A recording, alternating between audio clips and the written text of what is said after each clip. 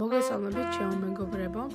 ამ ვიდეოში გასწავლით როგორ დავამზადოთ ეს ულამაზესი გულის ფორმის ჩანთა. ჩანთის დასამზადებლად მე გამოვიყენე 8 მმ-ის ზომის თვლები და ძულა. ამის პირველი თვალი 5 მარგალიტით კეთდება, შემდეგი კი 6 თვალით. მე სულ 7 ძირითადი თვალი გავაკეთე და ახლა ამ ვიდეოში ნახავთ როგორ უნდა შემოაბრუნოთ ნაკსოვი.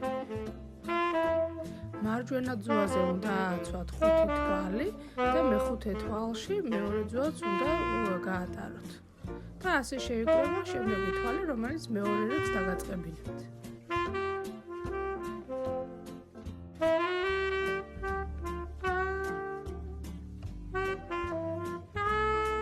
ქსოვის გასაგრძელებლად მარცხენა, ანუ ქვედა ძუა უნდა გაატაროთ გვერდით და ორ თვალში, ხოლო ზედა ძუაზე უნდა ააცვათ 3 თვალი, მესამე თვალში კი შეკრათ.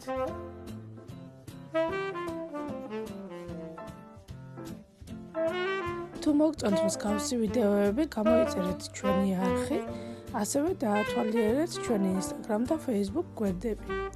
ეს მოცემული ჩანთა კი იყიდება. ახლა კი დავუბრუნდეთ ისევ ჩანთის დამზადების პროცესს და იმედი მაქვს ყველას გაგიაჯილდებათ მსგავსი ჩანთის დამზადება. ზუსტად ამავე პრინციპით უნდა გააგრძელოთ ქსოვა რიგის ბოლომდე და გაჩვენებთ როგორ უნდა შემოაბრუნოთ ნაკსოვი. მარცხენა ძუაზე უნდა ააცვათ 3 მარგალიტის თვალი და ნაკსოვი ზედა ნაწილში ამოვიდა. ახლა კი ქვედა მარჯვენა ძუა უნდა გაატაროთ გვერდით და თვალში და ისევ ზუსტად იმავე პრინციპით უნდა გააგრძელოთ ქსოვა. ისე რომ ყოველ თვალში უნდა იყოს 6 მარგალიტის თვალი. თუმცა არის ზოგიერთი მონაკვეთი, სადაც მხოლოდ 5 თვალი გჭირდება და ამის ფოტოსაც დავორთავ. გაითვალისწინეთ, რომ გულების ქსოვისას გულის ჯერ ერთი ნაწილი იხსოვება, შემდეგ კი მეორე ნაწილი. ეს არის გულის ერთი ნახევარი. აქვე ვურთავ სქემას, რომელ თვალშიც უნდა გაატაროთ მხოლოდ 5 თვალი. ზუსტად იმავე პრინციპით იხსოვება გულის მეორე ნაწილიც.